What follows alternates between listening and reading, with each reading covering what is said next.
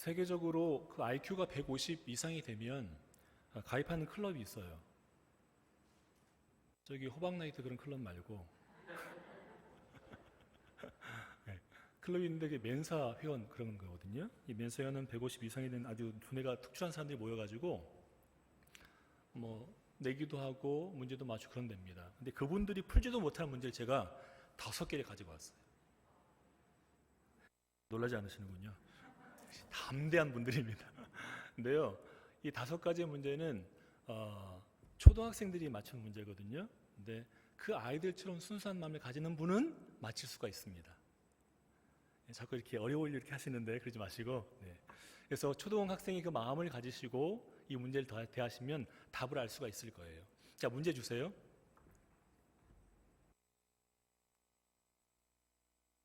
네.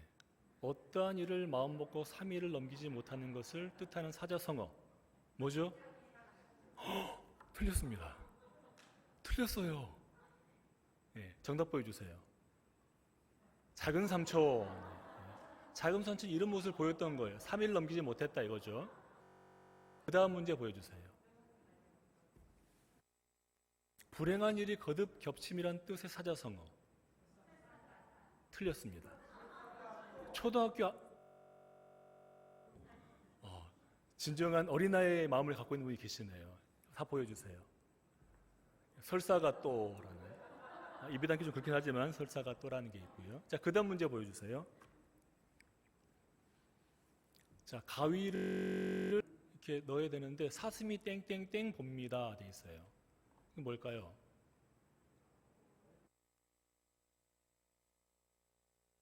네? 똑바로 봅니다. 그렇죠. 그럼 주님을 똑바로 봐야 되죠. 네, 다 보여주세요. 사슴이 미쳤나 봅니다. 사슴이 거울 볼 일이 없잖아요. 미쳤으니까 보는 거죠, 사울이. 네, 그 다음 거 보여주세요. 이렇게 답을 썼다는 겁니다. 시험 문제에. 너무 귀엽지 않아요? 호랑이가 담배를 끊었습니다. 이유가 무엇이었을까요?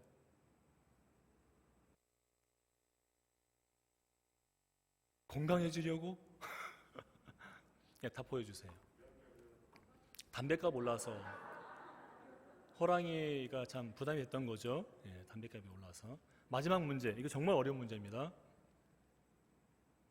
술에 취해 거리에서 큰 소리를 지르거나 노래 부르는 것을 사자성어로 무엇이라 할까요?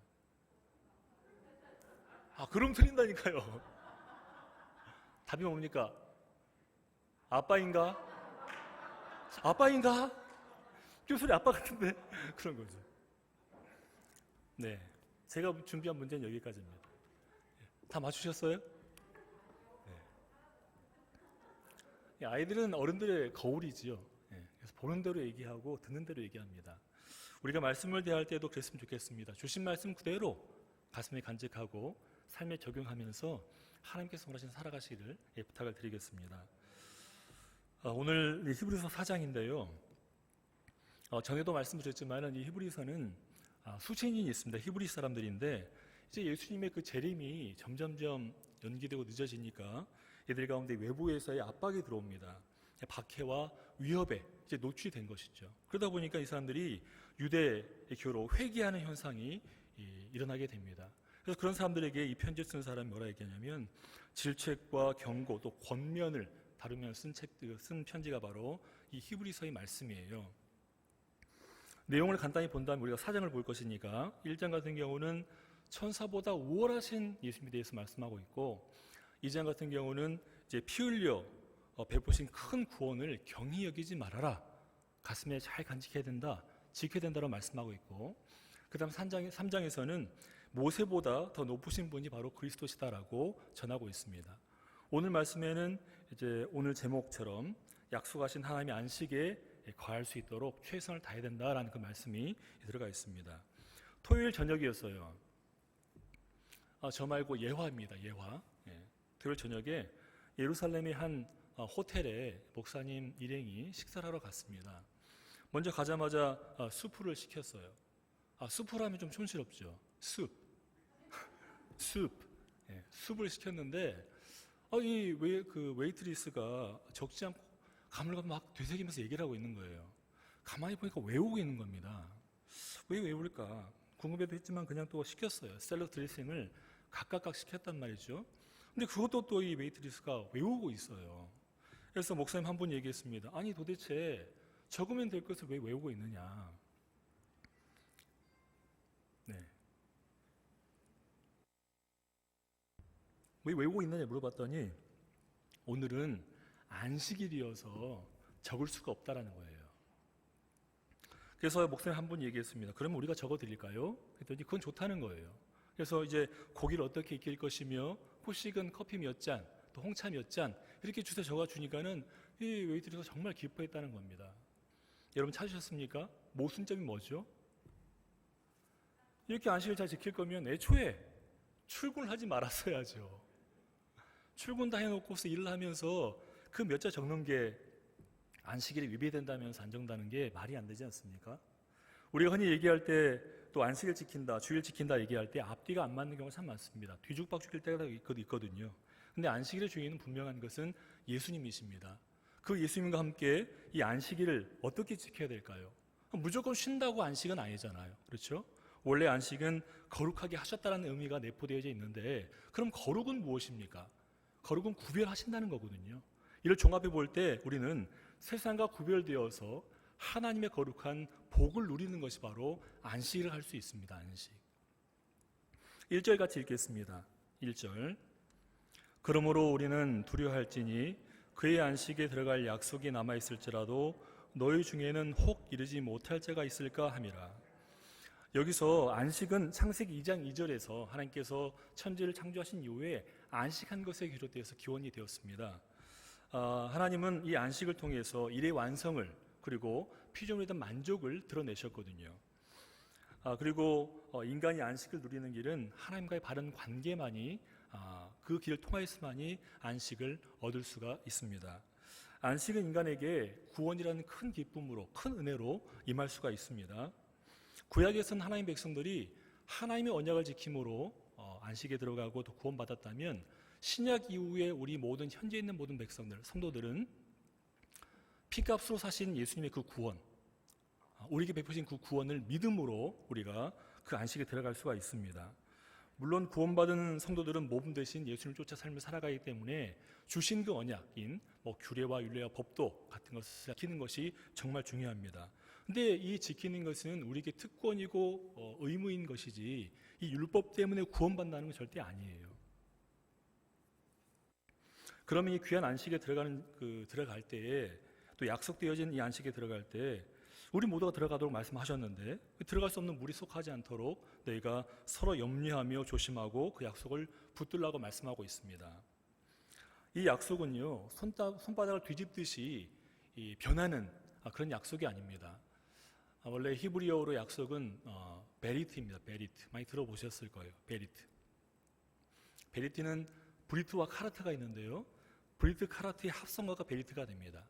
브리트는 우리가 잘 알고 있는 것처럼 영어의 비트윈의 그 의미가 있고 카르트는 컷, 자르다의 컷의 의미가 있습니다. 결국 잘라서 무엇무엇의 사이를 지나가는 것이죠. 그 얘기 뭐냐면 제물이 사용된 동물을 나눠놓고 피가 흥건히 땅에 묻혀졌을 때 피가 묻은 땅을 계약자 두 사람이 손을 잡고 걸어감으로써 그 약속이 이제 실행이 된다는 것이죠. 또 그 약속을 지키지 않는 그 사람이 있다면 그 사람은 이 동물처럼 죽임을 당할 것이다라는 목숨을 걸고 지키는 게 바로 약속이었어요. 더욱이 하나님은 인간과의 그 관계에서의 약속은 신실하게 지키시려고 노력을 하십니다. 오직 한 하나님께서 당신의 생각, 본인의 자신의 생명을 걸고서 예수님 하나님께서 약속을 하셨어요. 창세기 9장과 창세기 15장을 보면 그 약속이 나와 있습니다. 제가 비염약을 먹었더니 침이 마르네. 창세기 9장에는 무지개 언약이 있습니다. 이 무지개 언약은 하나님께서 노아 홍수 이후에 다시는 물로서 세상을 멸하지 않겠다라는 그 약속이거든요. 그래서 이 무지개 언약 같은 경우는 이 무지개가 비가 오기 전에 뜹니까? 올 때 뜹니까? 온 뒤에 뜹니까? 오기 전에 봤던 분은 좀 이상한 거예요. 그림을 보셨든지. 근데 비가 갠 다음에 무지개가 뜨잖아요. 그렇죠? 그 얘기는 뭐냐면 비 온 뒤에 안심해라. 노아의 홍수 때 엄청난 물이 내렸잖아요. 땅에서도 솟고 위에서 쏟아지고 온 세상이 물이 덮였었습니다. 그 두려움이 아직 남아 있는데 비가 창수같이 쏟아지면 얼마나 두렵겠어요. 그래서 무지개를 보여주심으로 안심해라. 내가 약속했잖니. 다신 내가 물로서는 멸하지 않을 거야. 라는 거 똑같은 겁니다. 그런데 중요한 것은 이 무지개의 히브리어 어원입니다. 히브리어 케세트. 욕이 아니에요. 케세트라는 단어입니다. 이 케세트는 활이란 단어예요. 활. 이 활은 또 영어로 bow라고 그러죠. bow. 그래서 우리나라 애국가 보면 어떻게 해요? 애국가에 하나님이 보호하사. 그 보호. 저 나름대로 그 의미가 있다고 생각하고 있습니다. 보호하시기 때문에.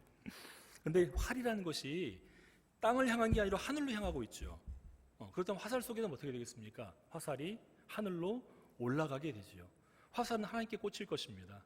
이렇듯이 무지개 언약이라는 것은 하나님께서 인간에 대해서 두려움을 떨쳐주기 위해서 하나님 자신의 생명을 걸고서 내가 지키겠다 언약을 하신 거예요. 두 번째는 창세기 15장의 말씀입니다.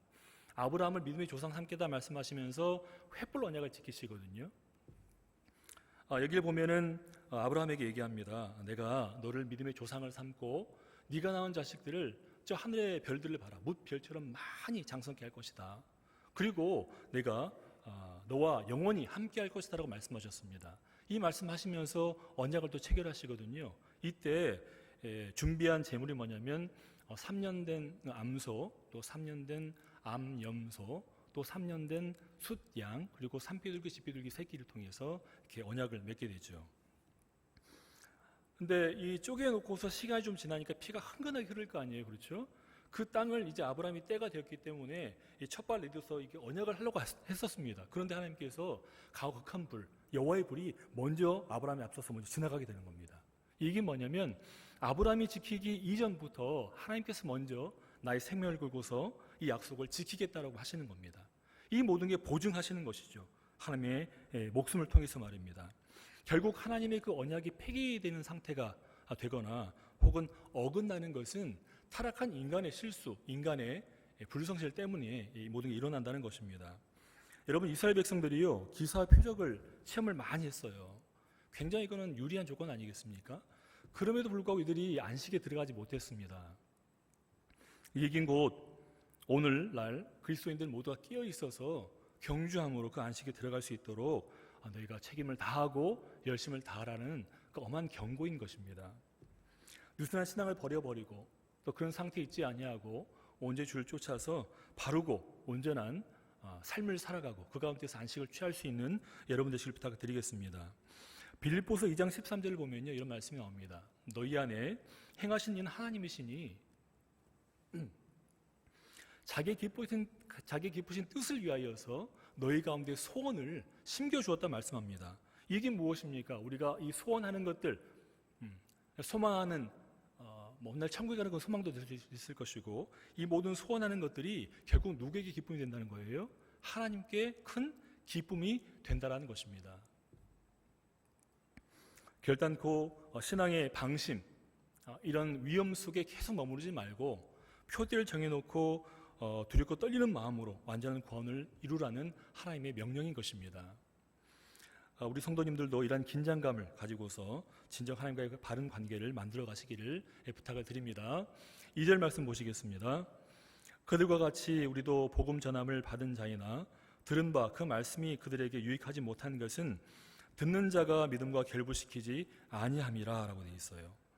말씀을 듣는 자에게 유익이 되지 못하는 것, 그 말씀이 유익이 되지 못하는 것은 분명히 나와 있지만 우리 믿음과 말씀이 연합되지 못했기 때문이라고 말씀하고 있어요. 하나님 말씀을 들어도 그것을 믿음으로 받고 또 구체적 행동을 옮기지 않으면 소용이 없다고 말씀하고 있는 겁니다. 안식이 없는 상태의 삶이라는 것은 죄와 사망과 또 사탄의 지배 아래에서 고통과 불안 가운데 삶을 살아가는 것입니다. 여러분, 그 마음의 감기라고 하는 우울증이 있죠. 그 우울증을 2021년도 통계하면서 한번 내어보니까 전 국민의 10.2%가 겪고 있다고 합니다. 물론 코로나 전국이어서 그럴 수도 있겠지만 10.2%는 굉장한 수치예요. 100명 중 10명 아니겠습니까? 이게 엄청난 수치입니다. 몸 상태에 따라서 이것을 진정 마음의 감기처럼 지나갈 수도 있겠지만 그렇지 못한 분들은 스스로 목숨을 끊어버리는 무서운 정신적 질병으로 악화가 된다는 것이에요.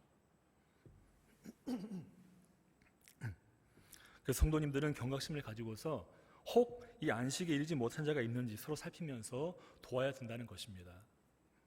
소망이 없는 삶은 비참함과 두려움 그 자체일 것입니다. 예수님 십자가의 복음을 붙들고 또 저주의 슬픔의 삶에서 벗어나기 위해서 최선을 다하는 분들, 그런 성도님들에게 같이 기도하면서 격려하면서 함께 걸어가시기를 부탁을 드립니다. 그리고 이 히브리서에 영향을 미쳤던 사도 바울이 있었어요. 이 사도 바울의 견해를 우리가 따져본다면 로마서 10장 17절 말씀에 믿음은 들음에서 나고 들음은 그리스도의 말씀으로부터 말미암았다 되어 있습니다. 이 얘기를 종합해 보면 이 믿음이라는 것이 말씀을 들음으로 또 생성되는 거구나라고 우리가 알 수가 있어요. 곧 하나님의 말씀을 듣고 깨달으면 온전한 믿음으로 우리가 삶을 살아갈 수 있게 되고 성숙되어지고 또 하나님께 순종함으로써 성화의 길을 걸어갈 수 있다라고 말씀하고 있는 것입니다. 그 다음 3절부터 5절 보겠습니다.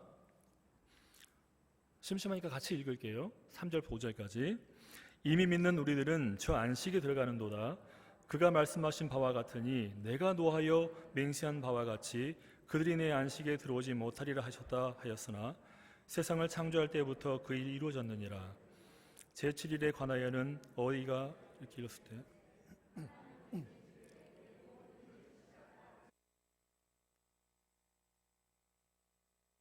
못하리라 하였으니 노하여 맹세한 바와 같이라고 돼 있죠. 이스라엘 백성들이 하나님의 말씀을 이해하지 못했던 겁니다. 이해하지 못하니까 따르지 못했던 것이죠. 도무지 얘기도 말귀를 못 알아듣는 거예요, 이스라엘 백성들이. 그럼으로써 이제 안식에 들어가지 못했습니다. 여러분 제가 질문 하나 할게요. 그 아내분들의 대답 중에 알아서 해라는 말이 있어요. 우리 여성분들은 가만히 계셔서 다 알고 계시니까 남성분들이 이제 질문 드리는 겁니다. 이 말씀이 여러분의 오늘 복음이 될 수도 있어요.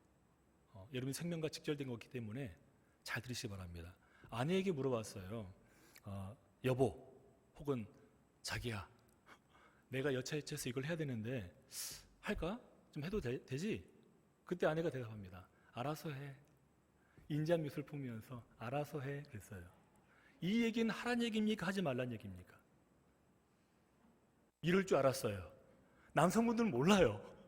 알아서 하라니까 알아서 하죠. 알아서 해버려요. 그러고 나면 기운이 맹맹하고 내 집이 아닌가 싶을 정도로 아주 싸늘해집니다. 여러분 알아서 해라는 얘기는 하지 말란 얘기예요. 웬만하면 하지 말아라. 그래서 제가 생각해 보니까 알아서 해와 알았어 해는 달라요. 이해하셨습니까? 알아서 해와 알았어 해는 달라요. 알아서 해는 해도 된다는 얘기지만 알아서 해라는 얘기는 약간 부정적이니까 몸 조심해라. 오늘 바로 천국 갈 수도 있다. 그런 얘기인 거예요. 이 차이를 잘 알아야지만 여러분의 남은 삶이 평안합니다. 잘 알고 계셔야 돼요. 우리가 의미를 알고 그 말을 알게 되면 쉽게 행동할 수 있습니다. 큰 잡음이 생기지 않고요.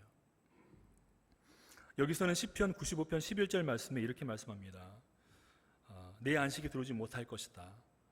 이 얘기는 이스라엘 백성들에게 나의 마음을 알지 못하고 이해 못하면서 불순종한 너희들에게 내린 벌이라는 것이죠.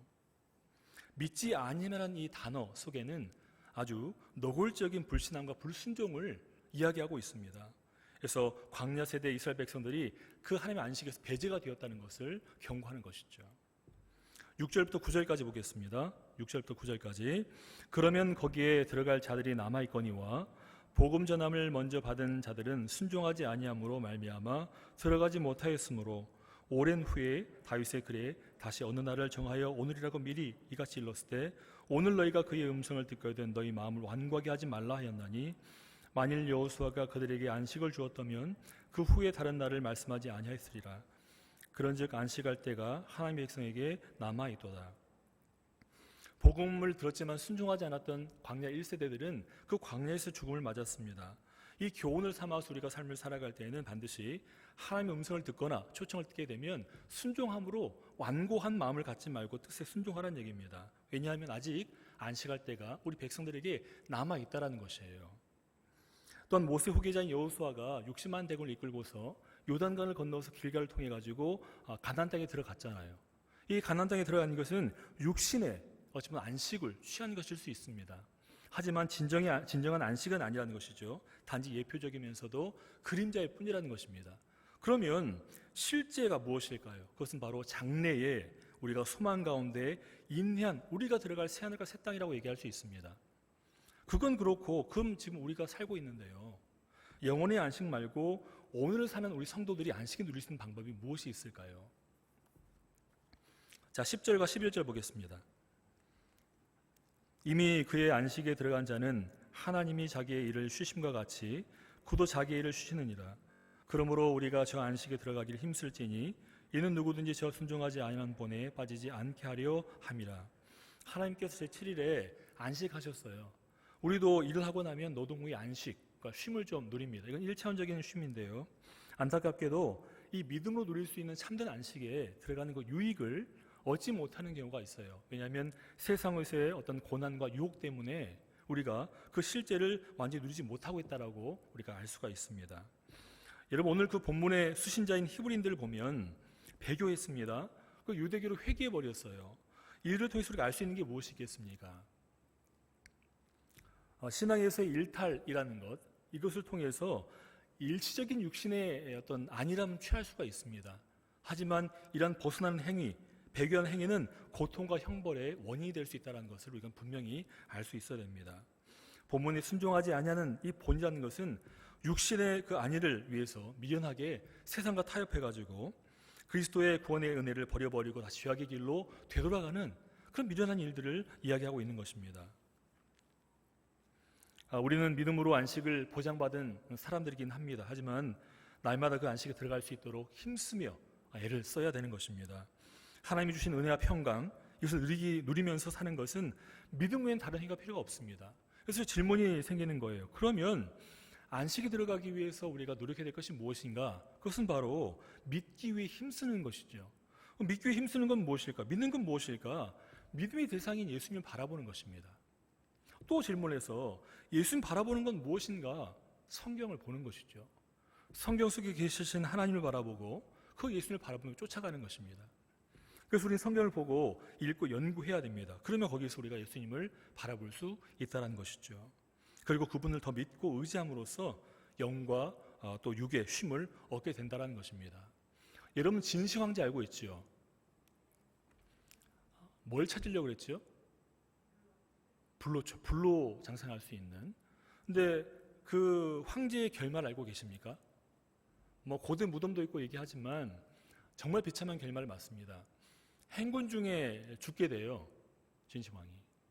근데 그 옆에 있는 대신들은 그 왕이 죽으면 이 거대한 왕국이 무너질 거라는 걸 알기 때문에, 또 이 왕이 죽었으니까 이번 기회에 내가 한번 입김을 불어넣고 싶다는 마음이 있어가지고 그 첫째 아들이 아주 똑똑했었거든요. 그 아들은 죽게 내버려두고 둘째를 세웠어요, 나중에. 근데 그 잠시 동안에 이 왕의 죽음을 암암리에 숨겼습니다. 근데 사람이 죽으면 어떻게 돼요? 썩죠. 썩으면 어떻게 돼요? 냄새가 납니다. 시체 썩는 냄새 엄청나죠. 그래서 그 대신들 생각하는 게 뭐냐면 그 진시황이 죽어있는 그 시체에다가 썩은 생선을 집어넣어요. 썩은 생선과 함께 죽은 사람이, 죽어간 사람이 누굽니까? 평생 그 엄청난 나라를 호령했던 진시황이었다는 것입니다.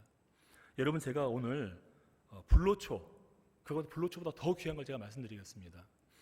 여러분, 만병통치로 호칭되는 호르몬 5가지가 있어요.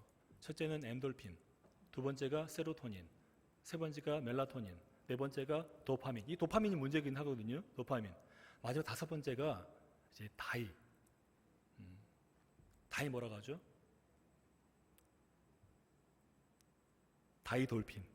다이돌핀이에요. 엔돌핀, 여러분, 그 수십 년 전에 그 이상구 박사가 처음 와서 얘기했었죠. 그때 뭐라고 얘기했습니까? 우리 안에 엔돌핀이 돌면 뭐 장수하고 막 얘기 많이 했잖아요. 그분이 얼마 전에 안식일교회에서 이게 떠났더라고. 원래 안식일교회였나 봐요. 안식교회에서 떠났는데 지금 그 엔돌핀 이 얘기 지금도 강의하면서 건강에서 전도사가 되고 있습니다. 이 엔돌핀은 웃을 때 생성해요. 웃을 때. 잘 웃으면. 항상 웃으면 엔돌핀이 생성돼서 건강해지는 것이고, 이 세로토닌은 좋은 느낌이라든지 뭐 감사함을 느낄 때, 여러분 하나님께 감사하잖아요. 그럼 그럼 세로토닌이 계속 나오는 겁니다. 이 세로토닌의 친구가 누가 멜라토닌은 우울증 치료에 아주 탁월하다고 합니다. 그 다음에 이 도파민이 있는데요. 이 도파민은 사랑할 때 막 쏟아지게 나온대요. 여러분들은 이 도파민의 피해자들이십니다. 그때 이 도파민이 아니었다면 내가 이렇게 살진 않았을 텐데, 막 그런 도파민에 의해서 좀 이렇게 환각작용했던 그 오빠 때문에 지금 여러분들이 이렇게 되어 있는 거 아니겠습니까? 이 도파민은 사랑할 때 막 이렇게 나온다는 거예요. 그럼 마지막 이 다이돌핀이 뭐냐? 이 다이돌핀은 감동하거나 깨달음이 있을 때, 왜 우리가 감동하고 깨달음이 있으면 그러잖아요. 맞아, 그랬지. 이 말씀이구나. 아마 여러분 오전 우리 목사님 설교하실 때 아마 이 다이돌핀이 엄청 나왔을 겁니다. 그건 여러분의 그 평생에 다이돌핀이 계속 나올 때마다 여러분도 장수할 수 있다는 겁니다. 다이돌핀은요, 엔돌핀의 4,000배 이상의 효과가 있다고 합니다. 4,000배. 역시 놀라지 않으세요? 4,000배라니까요.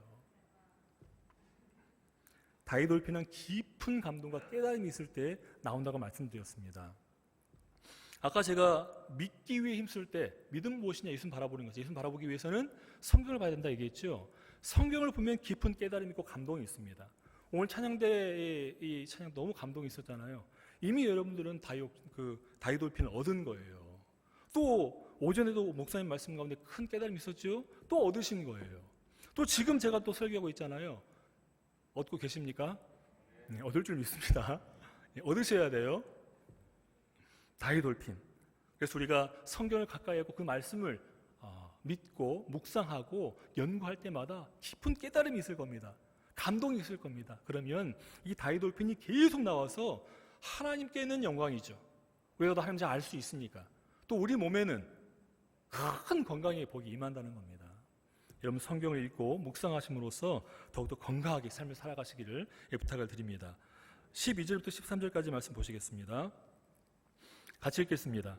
하나님의 말씀은 살아있고 활력이 있어서 저의 날선 어떤 검보다 예리하여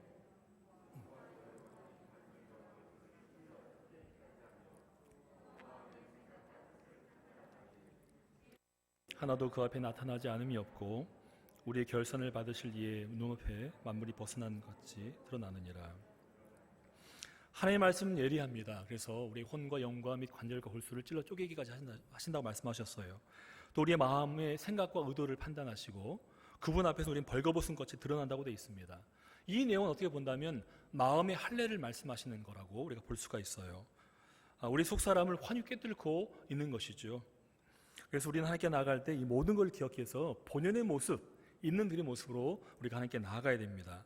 여러분 그 네덜란드 학자인데요, 신부님이신데 교수님이세요. 그래서 헬리나우인이라고 들어보셨죠? 이 헬리나우는 그 영성가죠. 대단한 분이십니다. 그래서 신학도 하시고 또 심리학도 하셔가지고 30대예요. 놀라지 마세요. 이 얘기 미리 놀라란 얘기입니다. 30대에 예일대학교 정신교수가 됩니다. 30대 대단하지 않습니까? 죽을 때까지 여기 있으라는 얘기예요. 대단해요. 근데 이분이 잘 가르치다 보니까 또 미국 건너와서 하버드 대학에도 이제 머무르게 됩니다. 근데 그 채용 조건이 기가 막혀요. 6개월간 공부를 가르치면 6개월간 자유다라는 거예요. 그래서 이 하버드 대학에서 이렇게 강의를 하는데 나이가 좀 들어서 또 노년에 들어가면서 이분이 신경쇠약증에 걸립니다. 그래서 큰 고민에 빠지죠. 그래서 하나님께 기도했습니다. 하나님, 제가 이거 어떻게 하겠습니까? 이때 하나님께 음성이 들려왔습니다. 라르슈로 가라. 라르슈. 제가 거길 왜 가야 됩니까, 하나님? 누굴 위해 가야 됩니까? 하나님 영광에 가야 됩니까? 누구가 있어서 그럽니까? 얘기했더니 너를 위해서 가라라는 거예요. 가봤죠. 라르슈라는 곳은 이 프랑스어로 방주란 단어예요. 방주. 이게 뭐냐면 그곳이 지적 장애인들이 있는 공동체였습니다. 처음으로 거기 가서 이제 원장님 말대로 가서 소개를 하려고 하는데 또 지나가던 한 분이 쿡쿡 찌르면서 누구요? 이렇게 물어보는 거예요. 여러분 경험해 보셨겠지만 지적 장애가 좀 있으면 둘 중에 하나예요. 막 좀 강하게 얘기하시든지 아니면 굉장히 부드럽게 수줍은 소녀처럼 얘기합니다. 몰라요, 누구세요, 몰라요, 막 이렇게 하든가 아니면 누구요, 뭐요, 먹을 거요, 막 이렇게 막 물어본단 말이에요. 근데 좀 강하게 다가왔어요. 누구요? 물어본 거예요. 그러니까 나의 목사님, 그 신부님이, 교수님이 얘기하기를 나는 하버드 대학교에서 교수로 애들을 가리키는 헨리 나우엔입니다 라고 얘기했어요. 그랬더니 하버드가 뭐요? 물어본 거예요. 하버드 대학은 세계 모든 석학들이 와서 공부하고 싶어하는 대학입니다. 그 대학에 전 학생이 아니고 교수랍니다. 얘기했어요. 왜 공부를 하려고 그래요, 사람들이? 이렇게 물어본 거예요. 그러니 헨리 나우엔 이 교수님은 처음 이런 경험을 했거든요. 이 정도 얘기하면 알아서 다 이렇게 대단하시다 이렇게 했었는데 전혀 그러지 않는 거예요. 누구요 물어보니까 도저히 좀 그랬던 거예요. 헨리 나우엔 이 교수님은 어쩌면 사회 통념적인 소유라든지 위치에 대해서 얘기했던 거죠. 그런데 이 다가왔던 분은 그 근본적인 문제를 질문했던 겁니다. 그래서 이 경험을 하고 나서 헨리 나우엔이 나중에 라르시 일기라는 걸 적습니다. 거기에 이런 말을 적어요. 나는 내가 얼마나 대단한 사람인 것을 이들에게 얘기해 주기가 참 어렵다. 내 친구 중에는 너무나 유명한 정치인도 있고 나에게 자문을 구하는 세계적인 리더들이 있다는 것을 내가 이들에게 말하는 게 너무나 힘들다. 어쩌면 나의 이 오래된 정신적 방황이 여기서 끝날지 모르겠다. 왜냐하면 이들은 신이 인간을 대하는 기본적인 그 대함, 이런 대함과 동일한 모습으로 나에게를 대하고 있다고 한 겁니다. 오직 나의 이름 헨리로라고 되어 있어요. 여러분 어떤 느낌이 드십니까? 하나님 앞에서 속세의 명성이라든지 두터운 사회적 옷은 필요가 없습니다. 내 자신 있는 그대로 모습이 가장 아름답다라는 것입니다. 사도 바울이 얘기했어요. 예수님 만나고 나서 내가 가진 지식과 명성 다 버리겠다. 다 배설물로 여기겠다. 오직 주님만 쫓아서 내가 준행하리라. 목숨을 걸리라 얘기했습니다. 우리가 하나님 앞에 설 때는 모든 옷을 벗어버려야 됩니다. 나의 지위, 사회적 어떤 명성, 학식, 내가 갖고 있는 돈, 재정, 집, 이 모든 걸 말입니다. 오직 진정한 자기 자신만을 가지고서 하나님 앞에 서야 됩니다. 순결한 믿음을 갖고 있는 여러분 모두에게 이런 은혜가 있길 바랍니다. 그래서 하나님께서 부르실 때 있는 그대로 나아가시고 역사하시고 함께 하신 하나님의 은혜를 나누시길 부탁을 드리겠습니다. 14절 말씀. 그러므로 우리에게 큰 대제사장이 계시니 승천하신 이 곧 하나님의 아들 예수시라. 우리가 믿는 도리를 굳게 잡을지어다 라고 되어 있어요. 여러분 유대적으로 7월 1일은 나팔절이죠.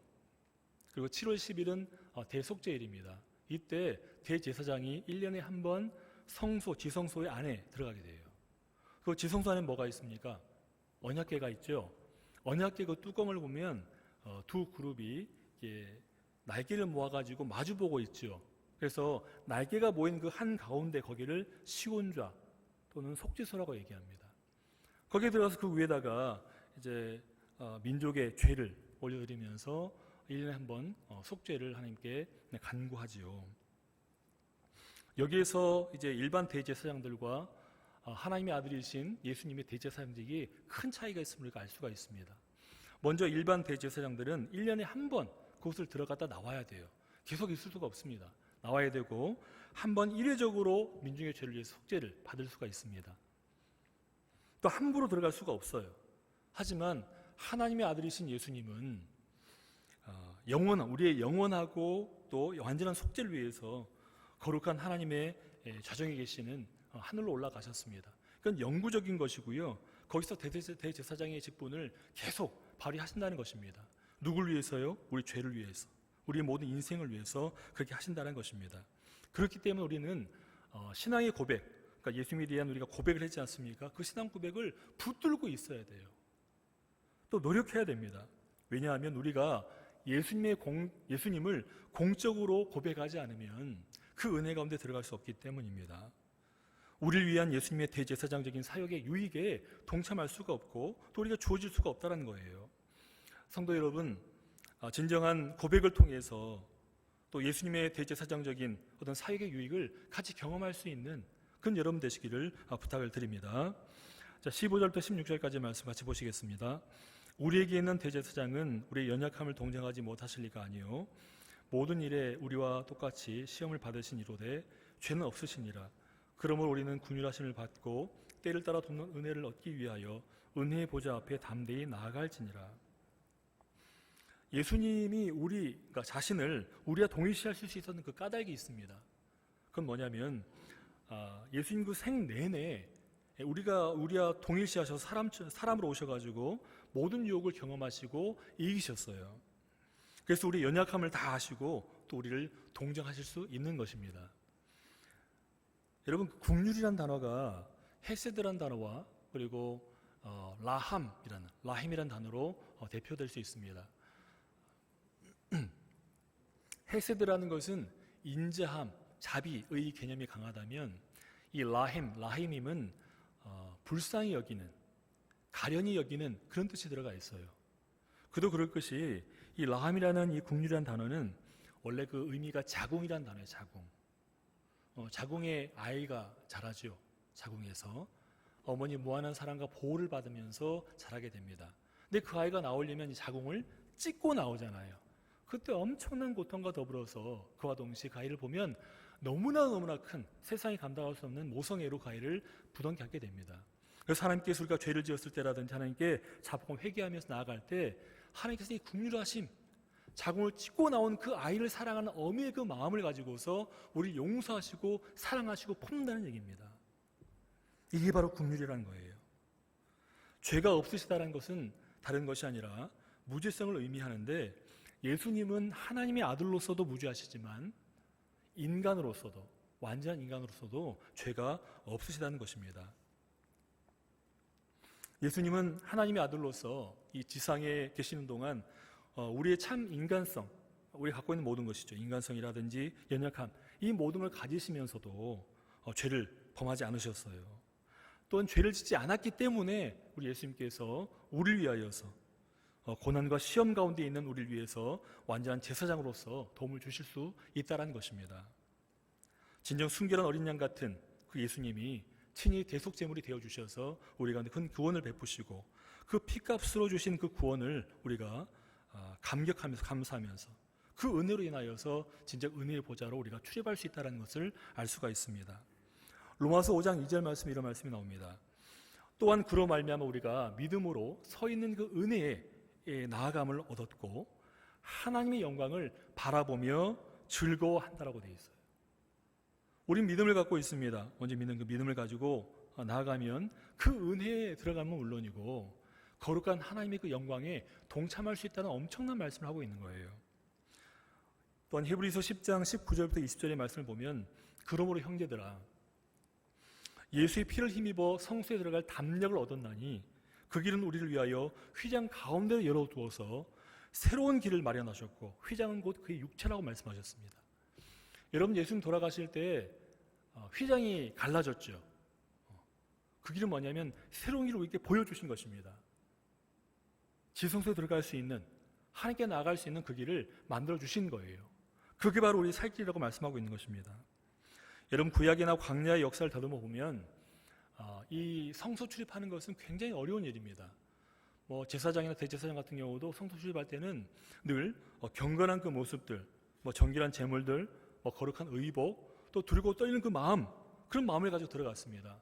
근데 우리는 그 예수님의 그 공로로 말미암아 언제 어디서든지 하나님께 기도할 수 있어요.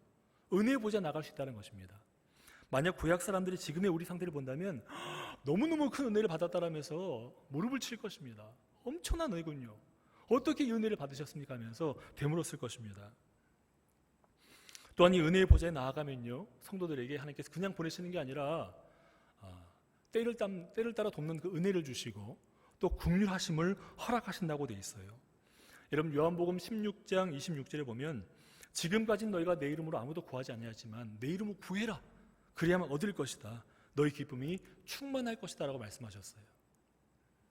성도 여러분, 오늘 본문을 보면 우리 주님이 저 높은 곳에서 그냥 방관하고 바라만 보면서 우리 동정하는 게 아닙니다.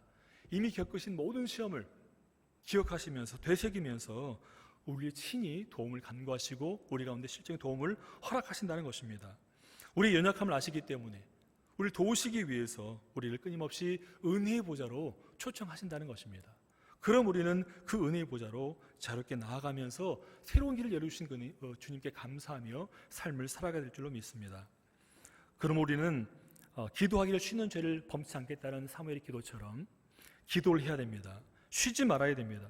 또 은혜의 보좌로 나아가야 됩니다.